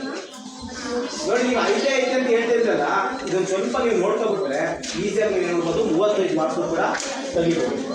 ಅದರಲ್ಲಿ ನಾನು ಇವಾಗ ಕೇಳಿಸ್ಕೊಳ್ಳಿ, ನಾನು ಇವಾಗ ಕೆಲವೊಂದು ವಿಷಯಗಳನ್ನ ಹೇಳ್ತೀನಿ. ಆ ವಿಷಯಗಳಲ್ಲಿ ನೀವು ಏನು ಮಾಡಬೇಕು ಅಂತಂತಂದರೆ ಫೋಕಸ್ ಮಾಡಬೇಕು. ಓಕೆನಾ? ಹಾಗಾದರೆ ನಾನೊಂದು ಟಾಪಿಕ್ ತಗೊಳ್ತೀನಿ. ಯಾವುದೋ ಒಂದು ಚಾಪ್ಟರ್ ತಗೊಳ್ತೀನಿ. ಆ ಚಾಪ್ಟರ್ ತಗೊಂಡು ನಿಮ್ಗೆ ಏನು ಮಾಡ್ತೀನಿ ಹೇಳ್ಕೊಡ್ತೀನಿ. ಕೊನೆಗೆ ನೀವೇನು ಮಾಡಬೇಕು, ಅದಕ್ಕೆ ಆನ್ಸರ್ ಮಾಡಬೇಕು. ಯಾವ ಥರ ಕ್ವಶನ್ ತೆಗಿತಾರೆ ಅದನ್ನು ಹೇಳ್ತೀನಿ. Options A, B, C, D ಎಲ್ಲನೂ ಕೊಡ್ತೀನಿ. ನೀವೇನು ಮಾಡಬೇಕು, ಅದಕ್ಕೆ ಆನ್ಸರ್ ಯಾವುದು ಅಂತ ಗುರುತಿಸಬೇಕು. ಈಗ ನಾನು one of the best chapter ತಗೋತಿರೋದು ನಿಮ್ಮೆಲ್ಲರಿಗೂ ಅರ್ಥ ಆಗಿರೋ ಚಾಪ್ಟರ್ ತಗೋತಿದ್ದೀನಿ. ಯಾವ ಚಾಪ್ಟರ್ ತಗೋತಿದ್ದೀನಿ ಅಂತಂದ್ರೆ ಆಮ್ಲಗಳು, ಪ್ರತ್ಯಾಮ್ಲಗಳು. ಗೊತ್ತಾಗೋದು ನಿಮಗೆ? ಆಮ್ಲಗಳು, ಪ್ರತ್ಯಾಮ್ಲಗಳು. ಮತ್ತೆ ಇಂಗ್ಲಿಷಲ್ಲಿ ಏನಂತ ಕರಿತೀವಿ ಸರ್ ಅದನ್ನ? ಸರ್ ಈಗ ಬರ್ತೀನಿ ನಾನು. ಆಮ್ಲಗಳು ಬರ್ತಾ ಇದ್ದೀನಿ. ಆಸಿಡ್ಗಳಿಗೆ ಆಮ್ಲ, ಪಾಠದ ಹೆಸರು ಆಮ್ಲಗಳು. ಇನ್ನೊಂದು ಯಾವ್ದು ಈ ಕಡೆ? ನೋಡಿದ್ದೀರಾ ಆಮ್ಲನ? ಎಲ್ಲಿ ನೋಡಿದ್ದೀರಾ? Very good. ನಿಂಬೆಹಣ್ಣು ಐತೆ. ನೋಡಿ ಹೇಳ್ತಾ ಇದ್ದಾರೆ. ವೆರಿ ಗುಡ್ ಕಣ ಭಕ್ತ. ನೋಡಿ ನಿಂಬೆಹಣ್ಣು ಅಂತ ಹೇಳ್ತಾ ಇದ್ದಾರೆ. ನಿಂಬೆಹಣ್ಣು ಅಂತ ಹೇಳ್ತಾ ಇದ್ದಾರೆ. ನಿಂಬೆಹಣ್ಣಲ್ಲಿರೋದು, ನಿಂಬೆಹಣ್ಣು ಅನ್ನೋದು ಒಂದು ವಸ್ತು. ಬಟ್ ನಿಂಬೆಹಣ್ಣಲ್ಲಿ ಯಾವ ಸರಿ ಐತೆ? ನೋಡಿ ಎಷ್ಟು ಚೆನ್ನಾಗಿ ಹೇಳ್ತೀರಾ ನೀವು. 8ನೇ ಕ್ಲಾಸ್ ಮಕ್ಕಳಲ್ಲ, ನಿಜವಾಗಿ ಆಕ್ಚುಲಿ ಹೇಳ್ಬೇಕಂದ್ರೆ 10ನೇ ಕ್ಲಾಸ್ ಮಕ್ಕಳು ನೀವು. ಎಷ್ಟು ಚೆನ್ನಾಗಿ ಆನ್ಸರ್ ಮಾಡ್ತಿದ್ರ. ನೆಕ್ಸ್ಟ್ ಓಕೆ, ನಿಂಬೆಹಣ್ಣು ಆಯ್ತು. ಇನ್ನೊಂದು ಯಾವ್ದಾದ್ರು ಹೇಳಿ ನೋಡೋಣ. ಮೊಸರು ತಗೊಳ್ಳೋಣ. ಆ ಮೊಸರು ಯಾವುದು? No. Lactobacillus it is a bacteria. Lactobacillus ಅನ್ನೋದೇನು ಒಂದು ಬ್ಯಾಕ್ಟೀರಿಯಾ. ಆದ್ರೆ ಲ್ಯಾಕ್ಟಿಕ್ ಆಮ್ಲ ಎಸ್. ಮೊಸರಲ್ಲಿರೋದು ಯಾವ ಆಮ್ಲ ಅಂತ ಕೇಳ್ತಾರೆ. ಯಾವ ಆಮ್ಲನಪ್ಪ? Very very important. ಆದ್ರೆ ಈ ಲ್ಯಾಕ್ಟಿಕ್ ಆಮ್ಲ ಪ್ರೊಡ್ಯೂಸ್ ಆಗಬೇಕು ಅಂತಂದ್ರೆ ಯಾವ ಬ್ಯಾಕ್ಟೀರಿಯಾ ಕಾರಣ? ಲ್ಯಾಕ್ಟೋಬ್ಯಾಸಿಲಸ್ ಎನ್ನುವ ಒಂದು ಬ್ಯಾಕ್ಟೀರಿಯಾ ಕಾರಣ ಆಗ್ತದೆ. ನೋಡಿ, ನಾವು ಸ್ವಲ್ಪ ಮೊಸರು ಹಾಕಿದ್ರು ಹಾಲಿಗೆ ಮೊಸರು ಆಯ್ತದೆ, ಮಜ್ಜಿಗೆ ಹಾಕಿದ್ರು ಆಯ್ತದೆ, ಮತ್ತೆ ಮೆಣಸಿನಕಾಯಿ ಹಾಕಿದ್ರು ಆಯ್ತದೆ. ಅದಾದ್ಮೇಲೆ ಲ್ಯಾಕ್ಟೋಬ್ಯಾಸಿಲಸ್ ಇಂದ ಆಗ್ತದೆ. ಸೊ ಲ್ಯಾಕ್ಟೋಬ್ಯಾಸಿಲಸ್ ತುಂಬಾ ಮುಖ್ಯ. ನೀವು ಸೂಕ್ಷ್ಮ ಜೀವಿಗಳು ಮಿತ್ರ ಮತ್ತೆ ಶತ್ರು ಅನ್ನೋ ಪಾಠ ಓದ್ತೀರಾ, ಅದನ್ನೆಲ್ಲ ಹೇಳ್ಕೊಟ್ಟಿದ್ದಾರೆ ಸರ್. ಲ್ಯಾಕ್ಟೋಬ್ಯಾಸಿಲಸ್ ಇಂದ ಮೊಸರು ಆಗ್ತಾ ಇರೋದು ಹಲವಾರು ಕಾಯಿಲೆಗಳು ಬರೋಕ್ಕೆ ಮೈಕ್ರೋ ಆರ್ಗಾನಿಸಮ್ಸ್ ಕಾರಣ ಸೊ ಮೈಕ್ರೋ ಆರ್ಗಾನಿಸಮ್ಸ್ ಎಲ್ಲೆಲ್ಲಿ ಬದುಕ್ತವೆ ಮೈಕ್ರೋ ಆರ್ಗಾನಿಸಮ್ಸ್ ಎಲ್ಲೆಲ್ಲಿ ಬದುಕ್ತವೆ ಅಂತಂದ್ರೆ ಕುದಿಯುವ ನೀರಿನಲ್ಲೂ ಬದುಕ್ತವೆ, ಬಿಸಿ ನೀರಿನ ಬುಗ್ಗೆಗಳಲ್ಲೂ ಕೂಡ ಮೈಕ್ರೋ ಆರ್ಗಾನಿಸಮ್ಸ್ ಬದುಕ್ತವೆ. ನಾವು ಅನ್ಕೊಂಡಿರ್ತೀವಿ ನೀರು ಕುದಿಸಿದ್ರೆ ಮೈಕ್ರೋ ಆರ್ಗಾನಿಸಮ್ಸ್ ಸತ್ತ ಬಿಡ್ತವೆ ಅಂತ ಅನ್ಕೊಳ್ತೀವಿ. ನೀರು ಕುದಿಸಿದ್ರು ಇರ್ತದೆ, ಜ್ವಾಲಾಮುಖಿ ಒಳಗಡೆ ಇರ್ತದೆ, ವಾತಾವರಣದಲ್ಲಿ ಇರ್ತದೆ, ನೀರಲ್ಲಿ ಇರ್ತದೆ, ನಿಮ್ ದೇಹದೊಳಗಡೆ ಇರ್ತದೆ. ಇನ್ನೊಂದು ಸತ್ತ ಹೇಳ್ತಿದ್ಕೊಂಡ್ರು ನಿಮ್ ದೇಹ ಆಗಿರೋದು ನಾನು ಯಾವ್ದ್ರ ಬಗ್ಗೆ, ನಿಮ್ ದೇಹ ಆಗಿರೋದು ಯಾವ್ದ್ರಿಂದ ಅಂತ ಹೇಳಿದೆ? ಸೆಲ್ಲಿಂದ ಅಂತ ಹೇಳಿದೆ. ಬ್ಯಾಕ್ಟೀರಿಯಾ ಜೀವಕೋಶದಿಂದ ಅಂತ ಹೇಳಿದೆ. ನಿಜವಾಗ್ಲೂ ನಮ್ಮ ದೇಹದಲ್ಲಿ ಜೀವಕೋಶಕ್ಕಿಂತ ಜಾಸ್ತಿ ಸಂಖ್ಯೆ ಇರೋದು ಬ್ಯಾಕ್ಟೀರಿಯಾಗಳು. ಇದು ಯಾರು ನಂಬಲ್ಲ. ನಿಜವಾಗ್ಲೂ ನಮ್ಮ ದೇಹದಲ್ಲಿ ಟ್ರಿಲಿಯನ್ಸ್ ಆಫ್ ಸೆಲ್ಸ್ಗಳು ಪ್ರೆಸೆಂಟ್ ಇದೆ ನಮ್ಮ body. Trillions of cells present in our body. More than trillions of cells. ಅದಕ್ಕಿಂತಲೂ ಕೂಡ ಬ್ಯಾಕ್ಟೀರಿಯಾಗಳು ನಮ್ಮ ದೇಹದೊಳಗಡೆ ಇದಾವೆ. ಬ್ಯಾಕ್ಟೀರಿಯಾಗಳು ನಮಗೆ ಬೆನಿಫಿಟ್ ಇದಾವೆ, ಮತ್ತೆ ಹಾರ್ಮ್ಫುಲ್ ಕೂಡ ಇದಾವೆ. ಇರ್ಲಿ, ಈ ಮೊಸರು ಬಂದಾಗ ನೋಡು, ಮೊಸರಿನಿಂದ ನಾವು ಲ್ಯಾಕ್ಟೋಬ್ಯಾಸಿಲಸ್ ಹೋಗಿ ಲ್ಯಾಕ್ಟೋಬ್ಯಾಸಿಲಿಂದ ಸೂಕ್ಷ್ಮ ಜೀವಿಗಳ ಮಿತ್ರ ಮತ್ತೆ ಶತ್ರು ಪಾಠಕ್ಕೆ ಹೋಗ್ಬಿಟ್ಟು ಬಂದ್ಬಿಡೋಣ ಈ ಪಾಠಕ್ಕೆ ನಾವು. ಓಕೆನಾ? ಈಗ ಆಮ್ಲ ಆಯ್ತು. ಆಮ್ಲ ಇನ್ಯಾವ ಆಮ್ಲ ಹೇಳೋಣ? ಹುಣಸೆ ಹಣ್ಣು. ಯಾವ್ದು ಹುಣಸೆ ಹಣ್ಣಲ್ಲಿ ಯಾವ್ದಪ್ಪ? ಹುಣಸೆ ಹಣ್ಣಲ್ಲಿ ಯಾವ ಆಮ್ಲ ಇರ್ತದಪ್ಪ? ಯಾವ ಆಮ್ಲ? ಟಾರ್ಟಾರಿಕ್ ಆಮ್ಲ. ನೆಕ್ಸ್ಟ್ ನಲ್ಲಿಕಾಯಿ, ಸೀಬೆಹಣ್ಣು. ಆಲ್ಮೋಸ್ಟ್ ಇನ್ನೊಂದು ತಿಳ್ಕೊಂಡಿರಿ. ಸಿಟ್ರಸ್ ಆಮ್ಲ ಯಾವ್ದು ಕೊಡ್ತದೆ ಅಂತಂದ್ರೆ ಯಾವ ಹುಳಿ ಪದಾರ್ಥಗಳಿರ್ತವೆ, ಆಲ್ಮೋಸ್ಟ್ ಹುಳಿ ಪದಾರ್ಥಗಳಿದಾವೆ ಅಂತಂದ್ರೆ ಅಲ್ಲಿ ಸಿಟ್ರಿಕ್ ಆಮ್ಲವನ್ನ ನಾವು ಗಮನಿಸಬಹುದು. ಅದೊಂದು ಸ್ವಲ್ಪ ನೀವು ತಿಳ್ಕೊಂಡಿರ್ಬೇಕು. ಈಗ ಆಮ್ಲಗಳಿಗೆ ಯಾವ್ಯಾವ ಆಮ್ಲ ಅಂತ ಹೇಳಿದೆ, ಇದು ಕೊಡ್ಬೋದು, ಕೊಡ್ದೇನೆ ಇರ್ಬೋದು. ನಾನು ಸ್ವಲ್ಪ ಮುಂದಕ್ಕೆ ನಾವು 7ನೇ ಕ್ಲಾಸ್ 8ನೇ ಕ್ಲಾಸ್ಗಿಂತ ನಿಜವಾಗಿ 7ನೇ ಕ್ಲಾಸ್ 8ನೇ ಕ್ಲಾಸ್ ಮುಂದೆ ಹೋದಂತಂದ್ರೆ ಯಾವುದು? HCl. HCl ಅಂತಂದ್ರೇನು? Very good. ಹೆಚ್ಚನ್ನು ಓದ್ರಿ. ಏನು? ನೈಟ್ರಿಕ್ ಆಮ್ಲ. H2SO4 ಯಾವುದು? Very good. ಗಂಧಕಾಮ್ಲ ಅಂತ ಕರಿತೀವಿ. ಇಂಗ್ಲಿಷ್ ಅಲ್ಲಿ ನಾವು ಏನಂತ ಕರಿತೀವಿ ಅಂತಂದ್ರೆ ಸಲ್ಫ್ಯೂರಿಕ್ ಆಸಿಡ್ ಅಂತ ಕರಿತೀವಿ. ಗಂಧಕಾಮ್ಲ ಅಂದ್ರೆ ಸಲ್ಫ್ಯೂರಿಕ್ ಆಸಿಡ್. ಇನ್ನು HNO3 ಮಾಮೂಲಿ ನೈಟ್ರಿಕ್ ಆಮ್ಲ. HCl ಅಂತಂದ್ರೆ ಹೈಡ್ರೋಕ್ಲೋರಿಕ್ ಆಮ್ಲ. ಸೊ ಇವು ಕಂಡ್ರು ಆಮ್ಲಗಳು. ಇವು ತುಂಬಾ ಎಫೆಕ್ಟ್ಸ್. ಯಾಕೆ ಹೇಳ್ತಾ ಅಂತಂದ್ರೆ ಇಲ್ಲಿ ಈ ಆಮ್ಲಗಳಲ್ಲಿ ಏನಿರ್ತವೆ ಅಂತಂದ್ರೆ H+ ಅಯಾನುಗಳು ಇರ್ತವೆ. ಏನಿರ್ತವೆ? H+ ಅಯಾನು ಅಥವಾ H3O+ ಅಯಾನುಗಳು ಇರ್ತವೆ. ನೋಡಿ, ಆಸಿಡ್ ಅಲ್ಲಿ H3O+ ಅಯಾನುಗಳು ಇರ್ತವೆ. ಸೊ ಇದನ್ನ ಯಾವ್ದಾದ್ರು ಸಂಯುಕ್ತ ಆಗಿರ್ಬೋದು. ನೀರಿಗೆ ಹಾಕಿದ್ರೆ ಯಾವ್ದಾದ್ರು, ಈಗ ಫಾರ್ ಎಕ್ಸಾಂಪಲ್ ನಾನು ಏನ್ ಮಾಡ್ತೀನಿ ಗೊತ್ತಾ? ನೀರು ಯಾರು ತಂದಿದ್ದೀರಪ್ಪ? ನೀರಿದೆಯಾ? ಇಲ್ಲಿದೆಯಾ ಪ್ರೆಸೆಂಟ್? ಓಕೆ, ಅಲ್ಲೇ ಇದನ್ನ ನಾನು ನೀರು ಅಂತ ತಿಳ್ಕೊಳ್ಳಿ, ಇದ್ರೊಳಗೆ ನೀರು ಹಾಕಿದ್ದೀನಿ ಅಂತ ತಿಳ್ಕೊಳ್ಳಿ. ಅನ್ಕೊಂಡ್ರ? ಅಲ್ಲ, ಅನ್ಕೋಬೇಕು ನೀವು. ಇದ್ರ ಒಳಗಡೆ ಏನೈತಿ? ಈಗ ನೀರೈತೆ. ನಾನು ನಿಂಬೆಹಣ್ಣು ತಗೋತೀನಿ. ಏನ್ ತಗೊಂಡೆ? ನಿಂಬೆಹಣ್ಣು ಕಟ್ ಮಾಡ್ಬಿಟ್ಟು ಹಿಂದೆ ಯಾವ ರಸ ಬೀಳ್ತಲ್ಲಿಗೆ? ನಿಂಬೆಹಣ್ಣು ರಸ. ಬಟ್ ಯಾವ ಬೇಕು? ಬಿದ್ದಾಗ ಏನು ಉಂಟಾಯ್ತು ಗೊತ್ತಾ? ಆ ಬಿದ್ದಾಗ H3O+ ಉಂಟಾಯ್ತು. ಏನುಂಟಾಯ್ತು? ನೋಡಿ, ಯಾವ್ದಾದ್ರು ಸಂಯುಕ್ತಗಳು H3O+ ಉಂಟು ಮಾಡಿದ್ರೆ ಅದನ್ನ ನಾವು ಆಮ್ಲಗಳು ಅಂತ ಕರಿತೀವಿ. ಆದರೆ ಪ್ರತ್ಯಾಮ್ಲ ಅಂದ್ರೆ ಏನು ಪ್ರತ್ಯಾಮ್ಲ ಅಂತಂದ್ರೆ H3O+ ಉಂಟಾಗೋದಿಲ್ಲ ಬೇರೆದು ಉಂಟಾಯ್ತದೆ. ಬೇರೆದಂತಂದ್ರೆ ಯಾವ್ದು ಅಲ್ಲಿ OH-. ಎಲ್ಲಿ OH- ಅಂತ ಇದಾವೆ ಅವೆಲ್ಲವೂ ಕೂಡ ಏನಾಗಿರ್ತವೆ ಅಂತಂದ್ರೆ ಪ್ರತ್ಯಾಮ್ಲಗಳು ಆಗಿರ್ತದೆ. ಏನಾಗಿರ್ತದೆ? ಪ್ರತ್ಯಾಮ್ಲಗಳು. ಅರ್ಥ ಆಗ್ತಿದೆಯಾ? ಹಾಗಾದ್ರೆ ಒಂದು ಗುಣಲಕ್ಷಣ ನೋಡೋಣ. ಈಗ ನನ್ನ ಹೆಸರನ್ನು ಹೇಳಿ ಸರಿಯನ್ನು ಇಂಟ್ರೊಡ್ಯೂಸ್ ಮಾಡಿದ್ರು. ಸುನೀಲ್ ಸರ್ ನೋಡಿದ ತಕ್ಷಣ ಕನ್ನಡಕ ಹಾಕ್ತಾರೆ. ಸುನೀಲ್ ಸರ್ ನೋಡಿದ ತಕ್ಷಣ ಕುಳ್ಳುಕವ್ರೆ ಅಂತ ಹೇಳ್ತೀರಾ. ಹಂಗೆ ಆಮ್ಲಗಳ ಗುಣಲಕ್ಷಣ ಹೇಳ್ಬೇಕು, ಪ್ರತ್ಯಾಮ್ಲಗಳ ಗುಣಲಕ್ಷಣಗಳನ್ನ ಹೇಳ್ಬೇಕು ನೀವು. ಸೊ ಹಾಗಾದ್ರೆ ಆಮ್ಲಗಳ ಗುಣಲಕ್ಷಣಗಳು ಯಾವ್ಯಾವು? ಆಮ್ಲವು ಯಾವ ರುಚಿಯನ್ನು ಹೊಂದಿರ್ತವೆ?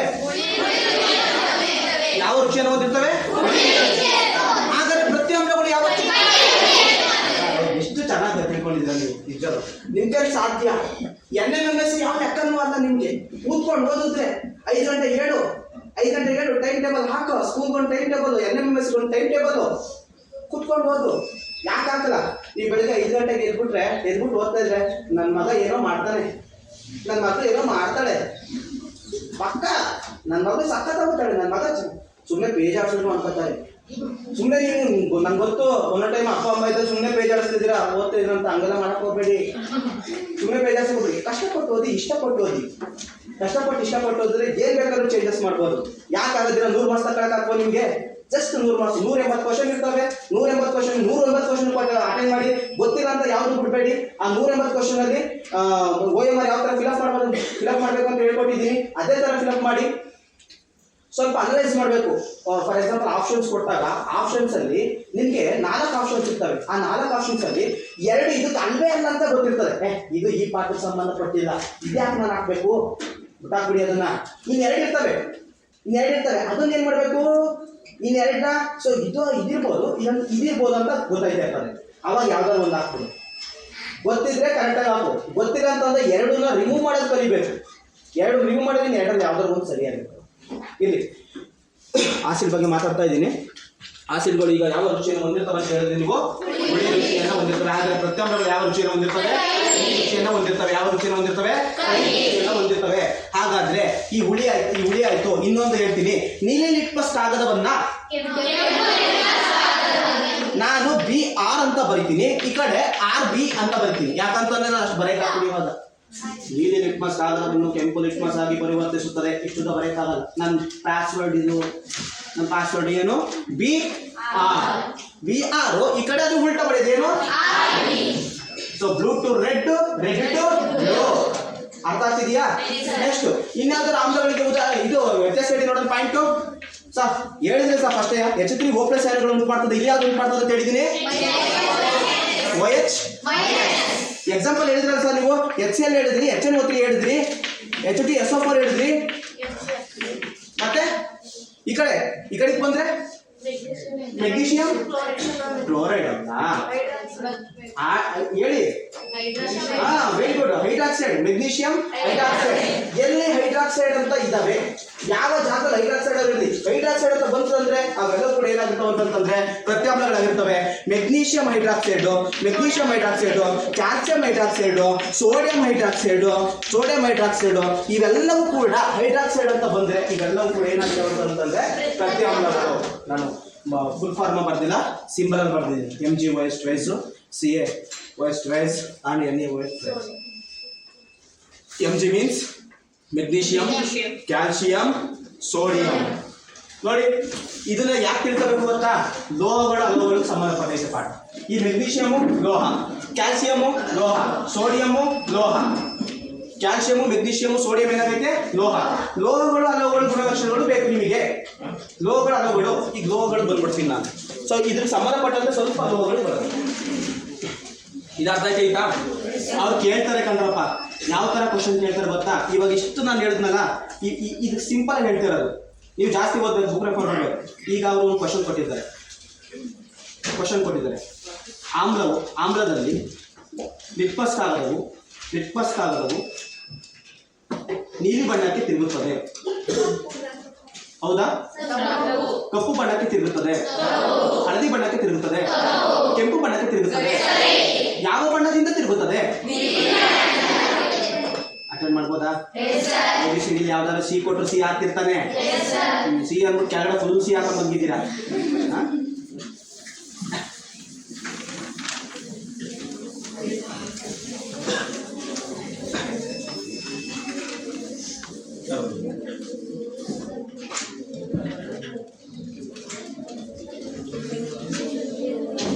ಸ್ವಲ್ಪ ನೀರಿಸ್ಕೊಂಡು ಸರ್ ಇಲ್ಲ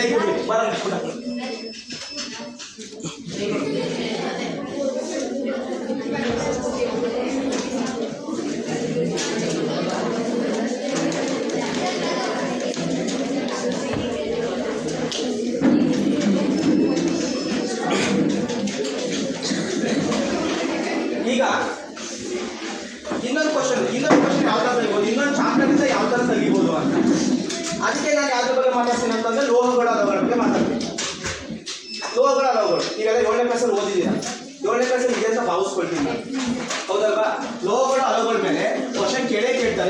ಎವರಿ ಇಯರ್. ಲೋಹಗಳು ಮತ್ತು ಅಲೋಹಗಳು. ಇಂಗ್ಲಿಷಲ್ಲಿ ಮೆಟಲ್ಸ್ ಅಂಡ್ ನಾನ್ ಮೆಟಲ್ಸ್ ಅಂತ ಕರಿತೀವಿ. ಇಂಗ್ಲಿಷಲ್ಲಿ ಮೆಟಲ್ಸ್ ಅಂಡ್ ನಾನ್ ಮೆಟಲ್ಸ್ ಅಂತ ಕರಿತೀವಿ. ಓಕೆನಾ? ಸೊ ಲೋಹಗಳನ್ನು ನೋಡಿದ್ದೀರಾ ನೀವು? ಹಾಂ,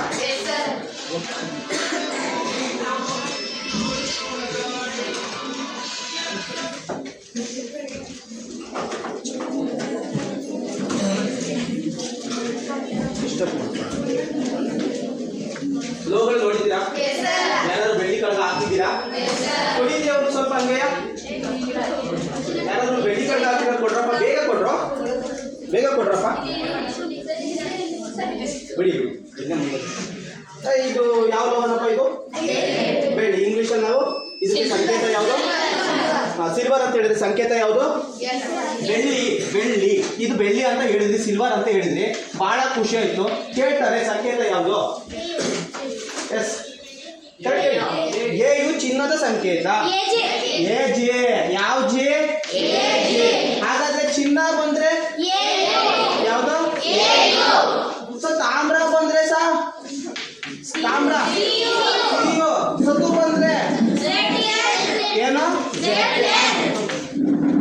ಸಂಕೇತಗಳ ಮೇಲೆ ಒಂದು ಕ್ವಶನ್ ಕೇಳ್ಬೋದು. ಲೋಹಗಳಲ್ಲಿ ಒಂದು ಸಂಕೇತಗಳ ಬಗ್ಗೆ ಕೇಳ್ತಾರೆ, ನೋಡ್ಕೊಂಡಿರಿ ಸ್ವಲ್ಪ. ಯಾವ್ಯಾವ ಸಿಂಬಲ್ಗಳು ಅಂತ ನೀವು ತಿಳ್ಕೊಂಡಿರ್ಬೇಕು. ಸತುನ ಜೆಡ್ಡನ್ನು, ತಾಮ್ರನ ಸಿಯು, ಚಿನ್ನನ ಎಯು, ಬೆಳ್ಳಿನ ಎಜಿ.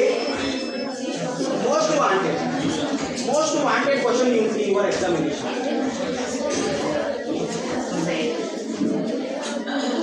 ಪುಸ್ತಕವನ್ನು ಓದಿ ನೋಡಿ. ಬೆಳ್ಳಿ ಕಡೆಗೆ ಇಸ್ಕೊಂಡೆ. ಓಕೆ, ಬರ್ಕೊಂಡಾಯ್ತಾ? ಓಕೆ, ಈ ಕಡೆ ಬನ್ನಿ. ನೀವು ಫಸ್ಟ್ ಕಾನ್ಸೆಪ್ಟನ್ನು ಅರ್ಥ ಮಾಡ್ಕೊಳ್ಳಿ, ಎಲ್ಲಿಂದ ಕ್ವಶನ್ ತೆಗಿತಾರೆ ಅಂತ. ಆಯ್ತಪ್ಪ, ಮಾತಾಡಾಯ್ತಾ? ನೋಡಿ, ಇದೇನಿದು? ಹಾಗಾದ್ರೆ ಈಗ ಬೆಳ್ಳಿ ಲೋಹಗಳು. ಬೆಳ್ಳಿ ಅನ್ನೋದೇನು? ಆದ್ರೆ ಲೋಹಗಳ ಗುಣಲಕ್ಷಣ ಹೇಳ್ಬೋದಾ? ವಿದ್ಯುತ್ತನ್ನ ಹರಿಯಲು ಬಿಡುತ್ತವೆ. ವೆರಿ ಗುಡ್, ವಿದ್ಯುತ್ತನ್ನ ಹರಿಯಲು ಬಿಡುತ್ತವೆ. ನೆಕ್ಸ್ಟ್, ಹಾಗಾದ್ರೆ ಅಲೋಹಗಳು ಬಿಡುವುದಿಲ್ಲ. Very good. ಹಾಗಾದ್ರೆ ಅಲೋಹಗಳಿಗೆ ಉದಾಹರಣೆ? ಪ್ಲಾಸ್ಟಿಕ್, ರಬ್ಬರ್ ಅಂತ ಹೇಳ್ತಿದ್ದೀರಾ? ನನಗೆ ಬೇಕಾಗಿರೋದು ಮೂಲ ವಸ್ತುಗಳಲ್ಲಿ ಯಾವುದು ಅಂತ. ಇರದೇ ಎಷ್ಟು ಮೂಲ ವಸ್ತುಗಳಿದಾವೆ ಗೊತ್ತಾ? ಮೂಲ ವಸ್ತುಗಳು ಎಷ್ಟು ಗೊತ್ತಾ? ಮೂಲ ವಸ್ತುಗಳು ಇರಲಿ, ಗಾಜು ಯಾವ ಅಲ್ಲ ನೋಡಿ. ಬಟ್ ಗಾಜು ಆಗ್ಬೇಕಂತಂದ್ರು ಬೇರೆ ಯಾವುದೇ ವಸ್ತು ಆಗ್ಬೇಕು ಅಂತಂದ, ಯಾವುದೇ ವಸ್ತು ಅಲ್ಲಿಕಂದ್ರಪ್ಪ, ಈ ಭೂಮಿಯಲ್ಲಿ ಯಾವುದೇ ವಸ್ತು ಆಗ್ಬೇಕು ಅಂತಂದ್ರೆ ಅದು ಮೂಲ ವಸ್ತುಗಳಿಂದ ಆಗೈತೆ. ಈ ಬೆಳ್ಳಿ ಆಗಿರೋದು, ಈ ಟೇಬಲ್ ಆಗಿರೋದು, ಈ ಬುಕ್ ಆಗಿರೋದು, ಈ ಬಾಡಿ ಆಗಿರೋದು, ಪ್ರತಿಯೊಂದು ಕೂಡ ಮೂಲ ವಸ್ತುಗಳಿಂದಲೇ ಆಗಿರೋದು. ಹಾಗಾದ್ರೆ ಎಷ್ಟು ಮೂಲ ವಸ್ತುಗಳಿದಾವೆ ಅಂತಂದ್ರೆ 118 ಮೂಲ ವಸ್ತುಗಳಿದಾವೆ. ಎಷ್ಟು ಮೂಲ ವಸ್ತುಗಳಿದಾವೆ? 118. ಯಾವ್ಯಾವು ಸಹ? Hydrogen, helium, lithium, beryllium, boron, argon, hydrogen, oxygen, chlorine, neon, sodium, magnesium, aluminium, silicon, phosphorus, sulphur, chlorine, krypton, ಮತ್ತೆ ಹೀಲಿಯಂ, ನಿಯಾನ್, ಆರ್ಗಾನ್, ಪ್ಲೂಟನ್, ಜಲನ್, ರೆನಾನ್ಸು. ಇದೆಲ್ಲ ತಿಳ್ಕೋಬೇಕು ನೀವು. 118 ಮೂಲ ವಸ್ತುಗಳನ್ನ ತಿಳ್ಕೋಬೇಕು. ನೀವಾದ್ರೆ ಸಿಂಪಲ್ ಆಗಿ ಹೇಳ್ತಾ ಇದ್ದೀನಿ, 20 ತಿಳ್ಕೊಂಡು 20 ತಿಳ್ಕೊಂಡಿದ್ದೀರಾ? 30 ತಿಳ್ಕೊಂಡಿದ್ದೀರಾ? ನಾನು 8ನೇ ಕ್ಲಾಸ್ ಅಂದ್ಬಿಟ್ಟು 20 ಅಂತ ಹೇಳಿದ್ರೆ ನೀವು 40 ತಿಳ್ಕೊಂಡ್ರು ಆಸೆಯ. ಬಟ್ ಅದು ತಿಳ್ಕೊಂಡಿರ್ಬೇಕು. ಓಕೆನಾ? ಅದು ಸಂಕೇತಗಳು ತಿಳ್ಕೊಂಡಿದ್ದೀರಾ? ತಿಳ್ಕೊಂಡಿರಿ. ಮೂಲ ವಸ್ತುಗಳು hydrogen, helium, lithium, beryllium, boron, carbon, nitrogen, oxygen, chlorine, neon, sodium, magnesium, aluminium.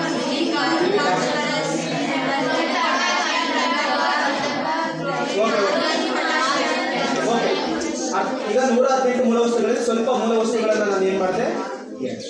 ಸ್ವಲ್ಪ ಮೂಲ ವಸ್ತುಗಳನ್ನು ಈಗ ನಾನು ಬೆಳ್ಳಿ ತಗೊಂಡಿದ್ದೀನಿ. ಸೊ ಬೆಳ್ಳಿ ಗುಣಲಕ್ಷಣ. ಸೊ ಈಗ ಇದು ಹೇಗೆ ಕಾಣ್ತೈತೆ?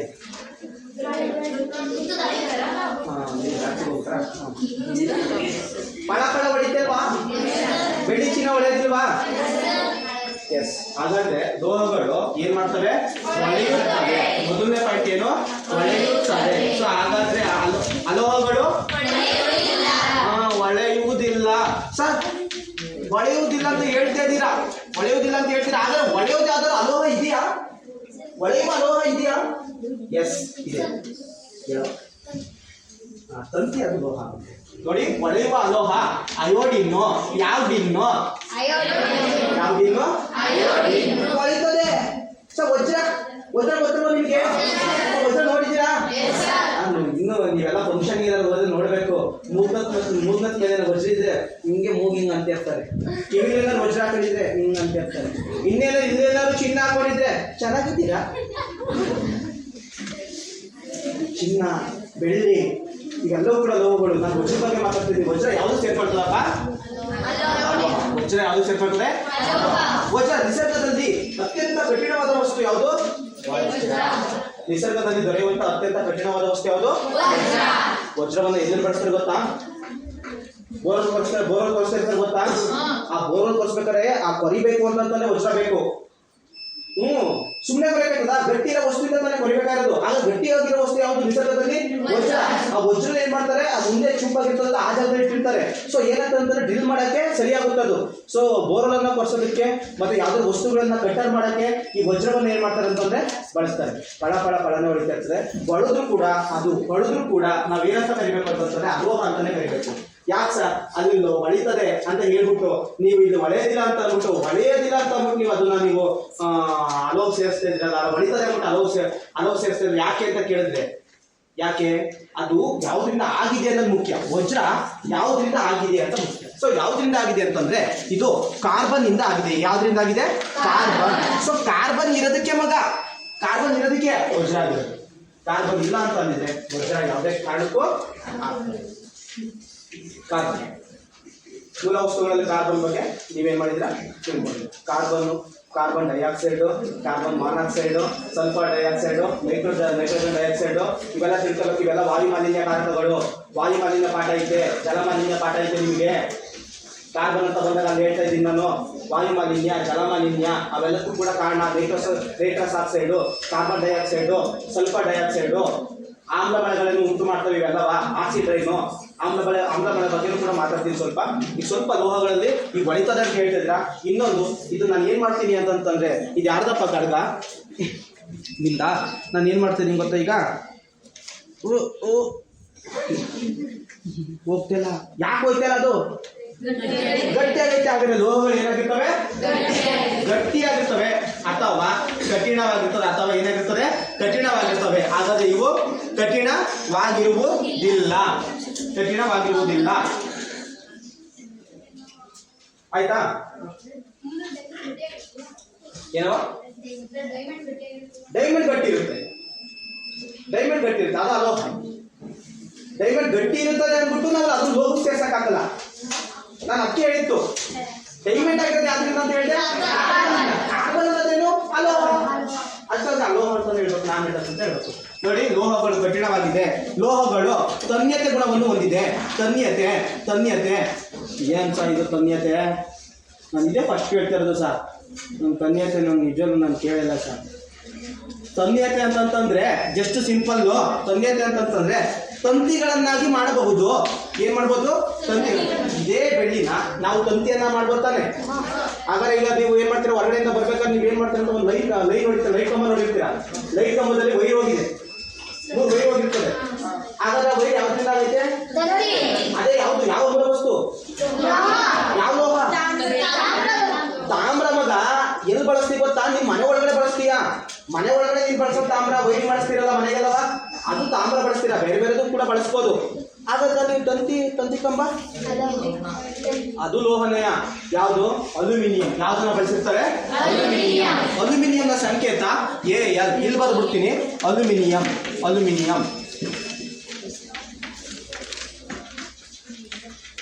ಅಲ್ಯೂಮಿನಿಯಂ ಸಂಕೇತ ಏನಪ್ಪ? AL. ಸಂಕೇತಗಳು ಸ್ವಲ್ಪ ನೋಡ್ಕೊಂಡಿರಿ.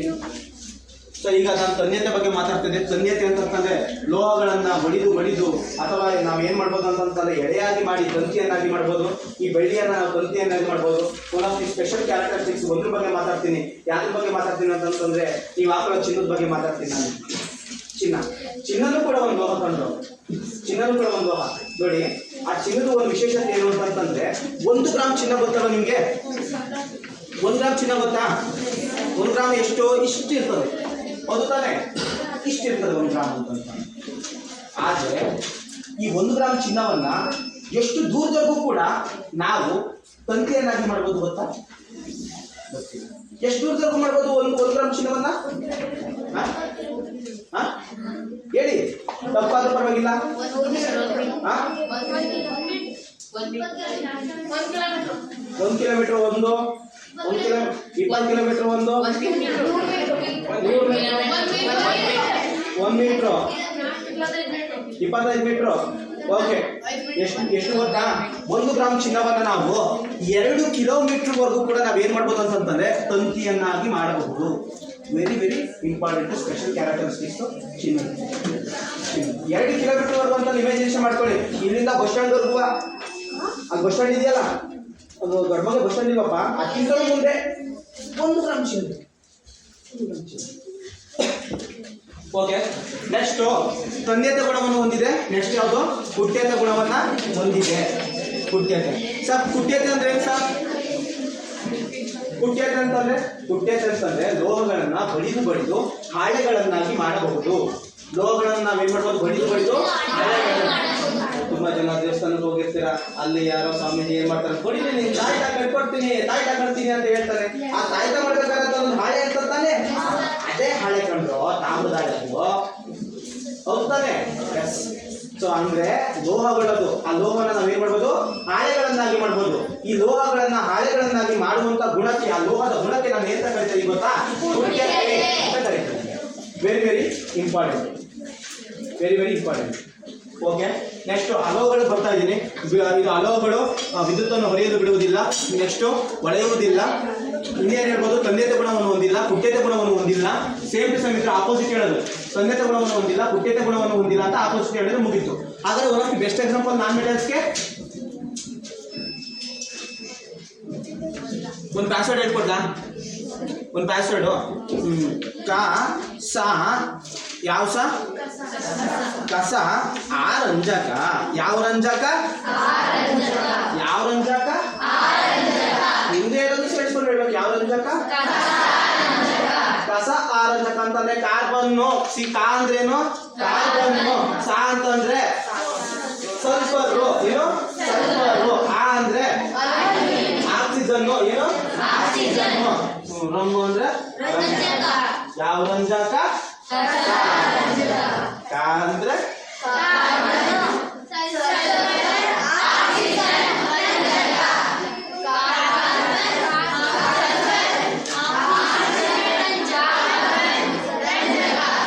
ಒಂದು ಪಾಸ್ವರ್ಡ್ ಅಲೋಹಗಳಿಗೆ ಸಿಂಪಲ್. ಆಲ್ಮೋಸ್ಟ್ ಕಾರ್ಬನ್ ಕೇಳ್ತಾರೆ, ಸಲ್ಫರ್ ಕೇಳ್ತಾರೆ, ಇಲ್ಲ ಹಾಕಿರ್ತಾರೆ ಕೇಳ್ತಾರೆ. ಕೊಟ್ಟಿರೋದಲ್ಲಿ ನೀಡಿರೋದಲ್ಲಿ ಯಾವುದು ಅಲೋಹ ಅಂತ ಕೇಳ್ತಾರೆ. ಅಲೋಹ ಯಾವುದು ಅಂತ ಕೇಳ್ತಾರೆ. ಆಪ್ಷನ್ಸ್ ಎ ಕಬ್ಬಿಣ, ಆಪ್ಷನ್ಸ್ ಬಿ ಚಿನ್ನ, option C sulphur, option D ತಾಮ್ರ. ಯಾವುದು ಆಪ್ಷನ್? C option. ಯಾವುದು? ಅವಾಗ ಸಿ ರೌಂಡ್ ಮಾಡ್ಬೋದು ತಾನೆ? ನಿಧಾನಕ್ಕೆ ರೌಂಡ್ ಮಾಡಬೇಕು. ನೋಡಿ, ಲಾಸ್ಟಿಗೆ ಏನ್ ಮಾಡ್ತೀರಿ ಗೊತ್ತಾ? ನೀವು ಲಾಸ್ಟಿಗೆ ಏನ್ ಮಾಡ್ತೀರಿ ಅಂತ ಎಲ್ಲ ಬರ್ದಿದ್ದೀನಿ ಅಂತ ಅನ್ಕೋತೀರಾ. ಒಂದು ಕಡೆಯಿಂದ ನೋಡ್ಕೊ ಬಂದ್ರೆ ಯಾವ್ದಾದ್ರು ಒಂದು ಕ್ವಶನ್ ಬಿಟ್ಟಿರ್ತೀರಾ. ನೀವು ಯಾವ್ದಾದ್ರು ಒಂದು ಕ್ವಶನ್ ಬಿಟ್ಟಿರ್ತೀರಾ. ಸೊ ಅದಕ್ಕೆ ನಾವು ಫಿಲಪ್ ಮಾಡೋದನ್ನ ಫಸ್ಟು ನಾವು ಫಿಲಪ್ ಮಾಡಾದ್ಮೇಲೂ ಕೂಡ ಒಂದೇ ಕ್ವಶನ್ ಇಂದ ಇಟ್ಕೊಂಡು 90 ಕ್ವಶನ್ ವರೆಗೂ ಕೂಡ ನಾನು ಎಲ್ಲ ಕ್ವಶನ್ ಫಿಲಪ್ ಮಾಡಿದ ಫಸ್ಟ್ ಇನ್ನೊಂದ್ಸಲ ರೀಚೆಕ್ ಮಾಡಬೇಕು. ರೀಚೆಕ್ ಮಾಡಿದ್ರೆ ನಾವೇನು ಮಾಡ್ಬೋದು? ಅಟೆಂಡ್ ಮಾಡ್ಬೋದು, ಅದು ಮಾರ್ಕ್ಸ್ ಬರುತ್ತೆ. ಇಲ್ಲ ಅಂತಂದ್ರೆ ಕಷ್ಟ. ಓಕೆನಾ? ಓಕೆ, ಈಗ ಇದು ಟಾಪಿಕ್ ಓದೋದೈತಲ್ವಾ? ಲೋಹಗಳು ಸ್ವಲ್ಪ ನೀವು ನೋಡ್ಕೊಳ್ಳಿ. ಇನ್ನೊಂದ್ರ ಬಗ್ಗೆ ಮಾತಾಡ್ತೀನಿ. ಯಾವ್ದ್ರ ಬಗ್ಗೆ ಮಾತಾಡೋಣ? ಗ್ರಹಗಳಿಲ್ವಾ ಪಾಠ? ನಿಮಗಿಲ್ಲ, NMMS ಇದೆ.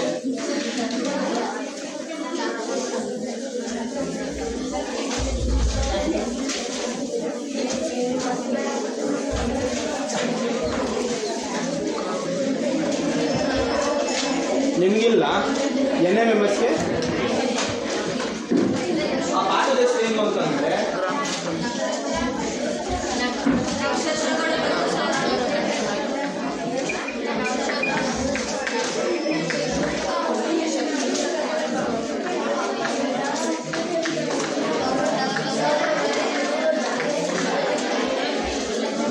ಆಯ್ತಮ್ಮ ಮಾತು ಹುಡುಗರು ಲಾಸ್ಟು. ಎದಳು ಮೇಕೆ ನೀನು ಮಗ, ಎದಳು ಮೇಕೆ ಗೆಡ. ಹಿಂದೆ ಇರೋನು ಗೆಡ, ಏನು ಹಿಂದೆ ತಿರುಗಿ ಮಾತಾಡ್ತಿರೋದು? ಯಾವ ಸ್ಕೂಲ್ ಪುಟ್ಟ? ಸರ್ ಬಂದವರ ಸರ್ ಮೇಡಮ್ ಅವ್ರಿಗೆ ಹೇಳು ಸರ್ ಬೆಳವಡಿ ಮತ್ತೇನಕ್ಕೆ ಲಾಸ್ಟಿಗೆ ಬಿಡೋದು. ಯಾರು ಹೋಗ್ಬೇಕು ಅಂತ ಪರದಾಡ್ಬೇಡಿ, ಇರಬೇಕು ಅಂತ ಪರದಾಡಿ. ನಿಮಗೂ ಒಳ್ಳೇದದು, ನಮ್ಗಲ್ಲ. ಆ್ಯಕ್ಚುಲಿ ನಾನು ಹೋಗ್ಬೇಕು, ನೀವೇ ಹೋಗ್ಬೇಕು ಅಂತ ಬರ ಕೂತ್ಕೊಳ್ಳ. ಈಗ ನಕ್ಷತ್ರಗಳು ಮತ್ತೆ ನಕ್ಷತ್ರಗಳು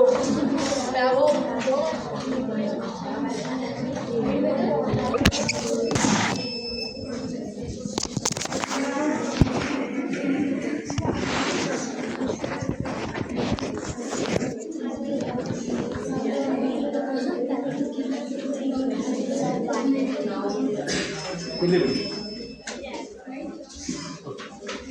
ಈಗ ಯಾವ್ದಕ್ಕೆ ಬಂದು ಯಾವ ಟಾಪಿಕ್ ಬಂದೆ ನಾನು? ನಮ್ಮ ಸೂರ್ಯ ಏನು? ಸೂರ್ಯ ನಕ್ಷತ್ರನ ಅಥವಾ ಗ್ರಹಣ ಅಂತ ದುಯ್ಯೋದ್ರಿ ಪಕ್ಕನಾ? ಸೂರ್ಯ ಅನ್ನೋದು ಒಂದು ಸೌರಮಂಡಲದ ಕೇಂದ್ರ ಬಿಂದು. ಸೌರಮಂಡಲದ ಸೂರ್ಯನ ಬೆಳಕು ಯಾವುದು ಅಂತ ಗೊತ್ತಾ ನಿಮಗೆ? ಯಾವ ಬೆಳಕು? ಬೆಳಕು. ನೋಡಿ, ಸೂರ್ಯನ ಬೆಳಕು ಯಾವುದು ಅಂತ ಕೇಳ್ತಾರೆ. ಸೂರ್ಯನ ಬೆಳಕು ಯಾವುದು? ಸೂರ್ಯನ ಬೆಳಕು ಬಿಳಿಯ ಬೆಳಕು. ಆಪ್ಷನ್ಸ್ ಏನ್ ಕೊಟ್ಟಾಗ ಗ್ರೀನ್ ಅಂತ ಕೊಡ್ಲಿ, ಕಪ್ಪು ಅಂತ ಕೊಡ್ಲಿ, ಎಲ್ಲೋ ಐತೆ ಬಿಟ್ಟು ಎಲ್ಲೋ ಕೊಡ್ತಾರೆ, ಕೆಂಪು ಐತೆ ಬಿಟ್ಟು ಕೆಂಪು ಕೊಡ್ತಾರೆ. ಕೆಂಪು ಐತೆ, ಸೂರ್ಯನ ಬೆಳಿಗ್ಗೆ ಎದ್ದ ತಕ್ಷಣ ನೋಡ್ಬೇಕು ಕೆಂಪು ಕಾಣ್ತೈತೆ. ಸೂರ್ಯನ ಬೆಳಕು ಕೆಂಪಯ್ಯ. ಆಪ್ಷನ್ ಏ ಹಾಕು. ಹಾಕಿದ್ದೀರಾ? ಯಾವುದು ಸರಿಯಾದ ಉತ್ತರ? ಸೂರ್ಯನ ಬಣ್ಣ ಯಾವ್ದಪ್ಪ? ಸೂರ್ಯನಿಂದಲೇ, ಸೂರ್ಯನ ಬೆಳಕಿನಿಂದಲೇ ಏನುಂಟಾಗದು? ಏನುಂಟಾಗ್ತದೆ? ನೀವು ಕಾಮನ್ ಬಿಲ್ ತಿಳ್ಕೊಂಡಿದ್ದೀರಲ್ವಾ? ನಾವು ಕಾಮನ್ ಬಿಲ್ ಆರ್ಡರ್ ವೈಸ್ ಹೇಳ್ಕೊಟ್ಟಿದ್ದಾರಾ? ಯಾರು 1 2 3 4 5 6 7 ಇನ್ನೊಂದೈತಾ? ನೋಡನ್ನ 1 BIBGYO 6 ವಿಬ್ಗಯಾರು.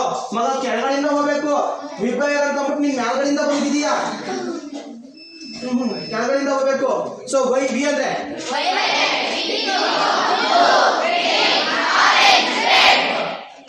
ಇಲ್ಲಿ ಪ್ರಶ್ನೆ ಕೇಳೋದು ವಿಬ್ಗಯಾರ ಅಲ್ಲ ಮಗ. ಯಾವ್ದು ಕೇಳ್ತಾರೆ? ಅತಿ ಹೆಚ್ಚು ಬಾಗಿರುವ ಬಣ್ಣ ಯಾವುದು ಅಂತ ಕೇಳ್ತಾರೆ.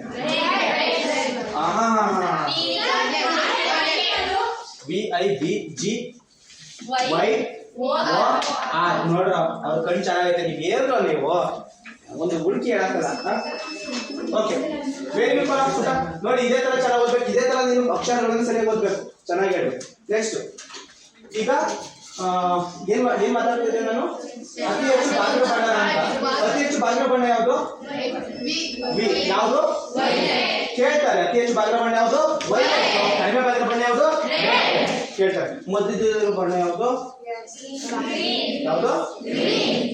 ಇಂಪಾರ್ಟೆಂಟ್. ಇದೊಂದು ಕ್ವಶನ್ ಕೇಳೋ ಸಾಧ್ಯತೆಗಳು ಹೆಚ್ಚಿದ್ದಾವೆ.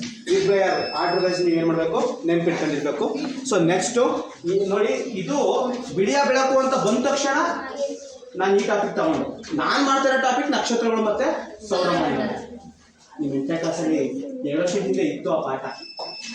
2 ವರ್ಷದಿಂದ ಇತ್ತು. ಇವಾಗ ದೊಡ್ಡ ಬಿಟ್ಟವ್ರೆ. ಸುನೀಲ್ ಸರ್ ಏನೋ ಹೇಳೋರು ನಕ್ಷತ್ರ ಸೌರಮಂಡಲ. ಹುಡುಕರು ಸಿಗ್ತಲ್ಲ, ಹುಡುಕರು ಸಿಗಲ್ಲ. 2 ವರ್ಷದ ಹಿಂದೆ ಇರ್ತದ್ರೆ ಆ ಬುಕ್ ಇಸ್ಕೊಳ್ಳಿ. ಆ ಬುಕ್ ಇಸ್ಕೊಬಿಟ್ಟು ನೀವೇನ್ ಮಾಡಬೇಕು? ರೆಫರ್ ಮಾಡಬೇಕು. ಎಲ್ಲಾ ಗ್ರಹಗಳ ಬಗ್ಗೆ ರೆಫರ್ ಮಾಡಬೇಕು, ಒಂದೊಂದು ಗ್ರಹಗಳ ಬಗ್ಗೆ. ಸೊ ಎಷ್ಟು ಗ್ರಹಗಳಿದಾವಪ್ಪ? ಎಷ್ಟು ಗ್ರಹಗಳಿದಾವೆ? ಅಂದ್ರೆ 9 ಇತ್ತಲ್ವಾ? 9. ಯಾವ್ದಿತ್ತು? ಏನಿತ್ತು? ಹೌದಲ್ವಾ? ಸೊ ಮೊದಲನೇದು ಯಾವ ಗ್ರಹ? ಬುಧ.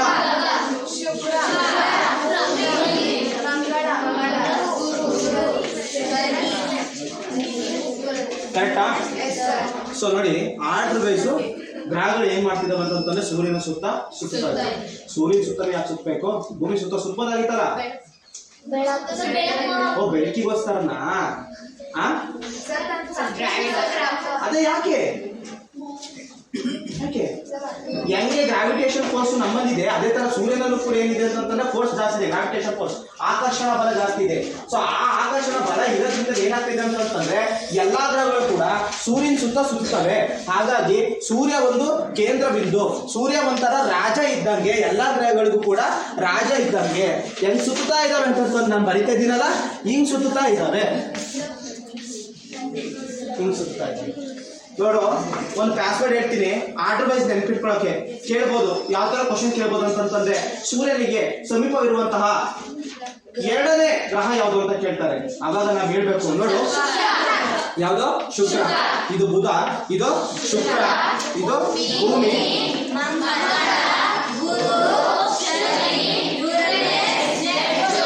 ಬುಷುಬು ಮಗುಷ ಇವನೇ ಏನು? ಬುಷುಬು ಮಗುಷ ಇವನೇ. ಪಾಸ್ವರ್ಡು ಮರ್ತೋಗ್ಬಿಡ್ತದೆ ಸರ್, ನೀವು ಯಾವ ಗೊತ್ತಾಗಲ್ಲ, ಎಲ್ಲ ಅಕ್ಷರನು ಫಸ್ಟ್ ಆಗ್ಬಿಡು.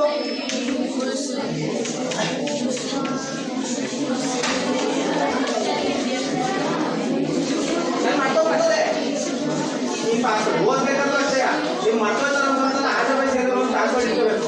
ಆ ಪಾಸ್ವರ್ಡ್ ಇಟ್ಕೊಂಡು ಏನಾದ್ರು ಅಂತಂದ್ರೆ ರೀಸೆಟ್ ಕ್ಯಾಪ್ ಮಾಡಿ ಹೇಳಿ ಅಂತಾರೆ. ಏನು ಪಾಸ್ವರ್ಡ್?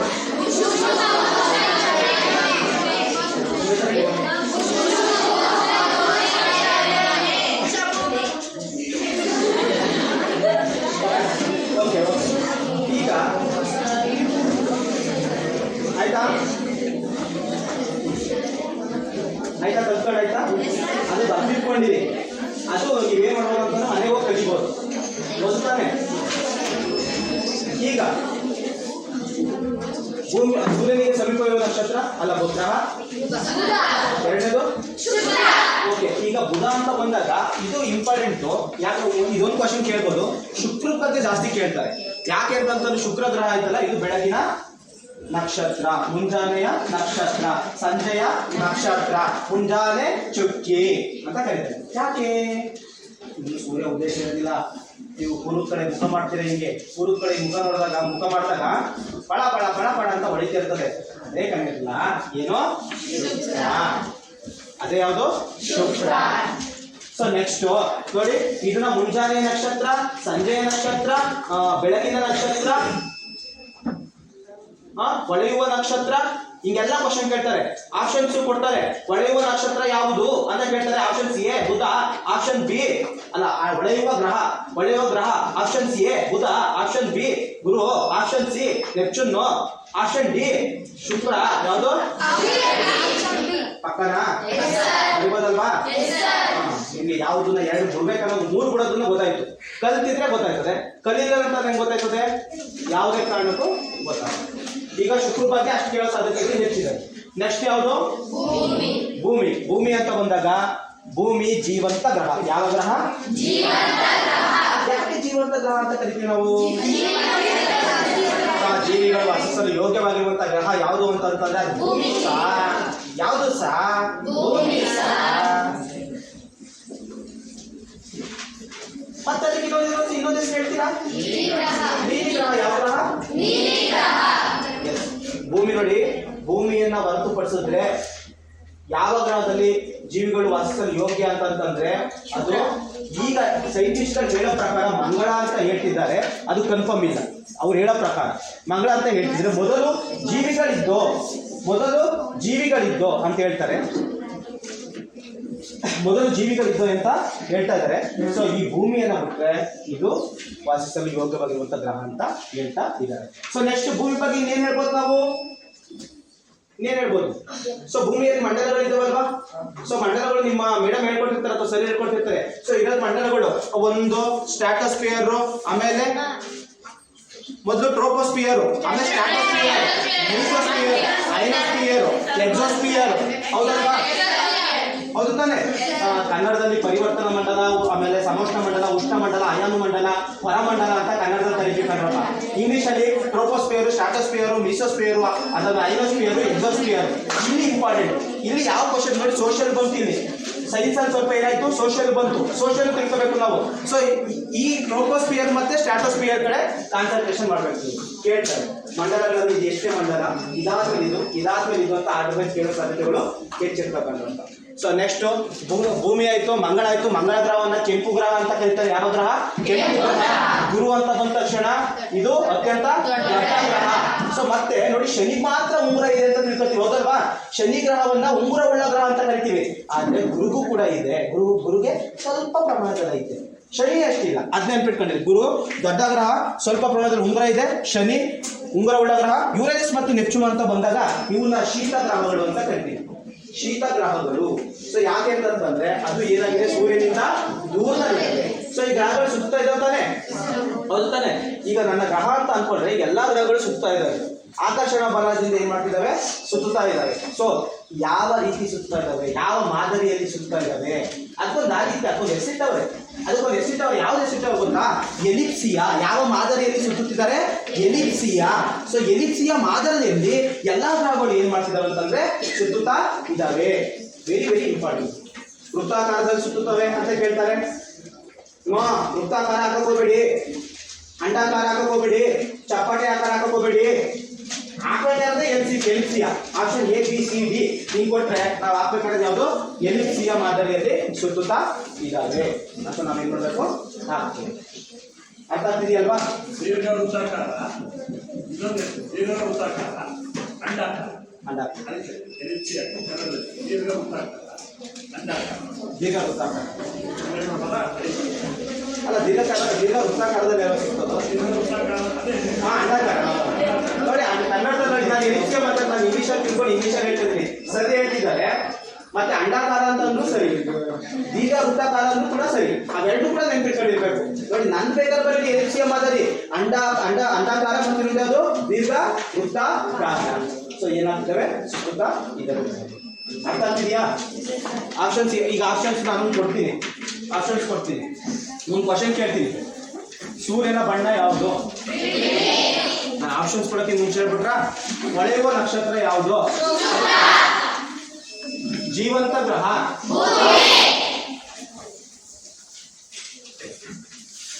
ಉಂಗುರ ಉಳ್ಳ ಗ್ರಹ ಯಾವ್ದಂದ್ರೆ ಶೀತ ಗ್ರಹ. ಯುರೇನಸ್ ಮತ್ತೆ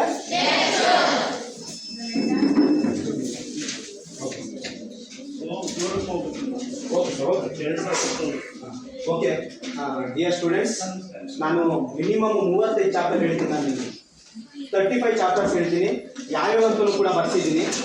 ಸೊ ಅವ್ರು ಏನು ಮಾಡಿ ಅಂತಂದ್ರೆ, ನೀವು ಟೈಮ್ ಟೇಬಲ್ ಹಾಕೋಬೇಕು. 7 ಮತ್ತು 8ನೇ ಕ್ಲಾಸ್ಗೂ ನೀವು ಏನು ಮಾಡಬೇಕು? ವರ್ಕ್ ಮಾಡಬೇಕು. ಸೊ ಯಾವ್ಯಾವ ಥರ ಆಪ್ಷನ್ಸ್ ಕೊಡ್ತಾರೆ ಆ ಆಪ್ಷನ್ಸ್ಗಳನ್ನ ಬಿಡಬೇಕು. ಯಾವ ಸರಿ ಇರ್ತದೆ ಅಂತ ಆಪ್ಷನ್ಸ್ಗಳನ್ನ.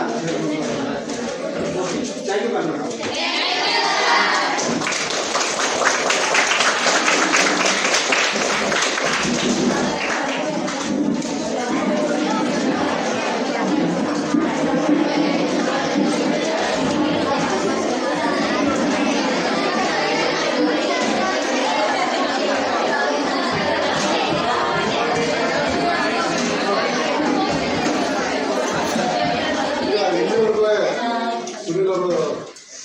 ವಿಜ್ಞಾನವನ್ನು ಅದ್ಭುತವಾಗಿ ಜನರು ಅರ್ಥ ಆಗುವಾಗೆ ಅವರಿಗೆ ನಮ್ಮ ಇಲಾಖೆ ಪರವಾಗಿ ಸರ್ಕಾರ ಪರವಾಗಿ ಉತ್ಪೂರ್ವವಾದಂಥ ವಂದನೆಗಳನ್ನು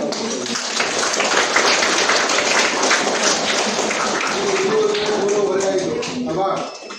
ಈಗ ನಮ್ಮ ಈ ಒಂದು ಕಾರ್ಯಾಗಾರದ ಕೆಲಸ ಈಡೇರಿದೆ ಅಂತ ಅಂದ್ಕೊಂಡಿದ್ದೀನಿ. ನಿಮ್ಗೆಲ್ರಿಗೂ ಸ್ವಲ್ಪ ಉಪಯೋಗ ಪಡ್ಕೊಂಡಿದೆ ಅಂತ ನಾನು ಭಾವಿಸ್ತೇನೆ.